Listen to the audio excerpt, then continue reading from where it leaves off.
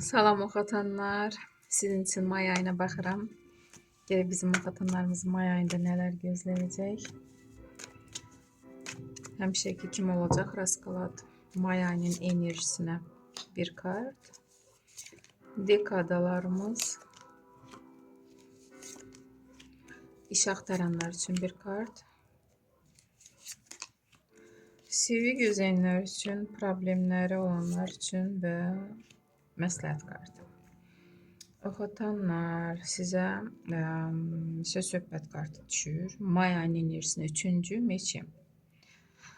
Burada derdim ki sizin haqda şayələr, qeybət, iş yerində də ola bilər, qohum-əqrəba arasında, qonşular arasında.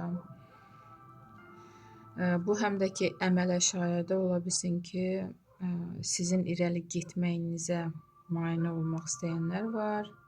Düzdür, balaca arkandır, amma hər ehtimala qarşı görürsünüz ki, işləriniz alınmır, özünüzü yoxladın. Və mayın əvvəlinə 7-ci meçi. Burada hansısa şad xəbər alacaqsınız. Bu şad xəbərə əsasən həyatınız davam edir. Siz istədiyiniz kimi işlər qaydasında gedəcək və ruzi bərəkət artır. 6-cı pentakli. Bu bəlkə də siz zakaz qəbul edirsiniz.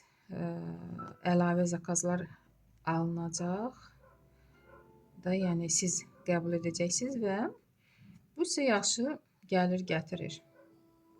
İşinizdən sizə dəyər verirlər, sizi seçirlər. Bəlkə də siz yaxşı müəllimsiniz, repetitorsiniz. Uşağı öyrətməyi yaxşı bacarırsınız və yaxud yaxşı əl işləriniz var. Və ona görə də ruzi bərəkətiniz get-gedə artacaq. Burada mayın sonuna 2-ci meçi düşür. Seçim qarşısında qalacaqsınız. Elə xəbər alacaqsınız ki, sizi düşündürəcək, ya qəbul etməlisiniz, ya da ki atkaz etməlisiniz də, yəni bu iki seçimdən birini edəcəksiniz və öz xeyrinizə, yəni ölçüb biçəcəksiniz minus tərəfini və plus tərəfini. Mən hətta bir karta çıxartmaq istəyirəm. Görək nə xəbərdir ki, siz seçim qarşısında qalırsınız, nə ilə bağlıdır. Burada ola bilsin ki, sizə təklif gəlir yenə 6-cı jezli. İş yerində bəlkə də sizə əlavə nəsə derdim ki, ya işinizi qaldırmaq üçün də vəzifənizi qaldırmaq üçün təklif alacaqsınız.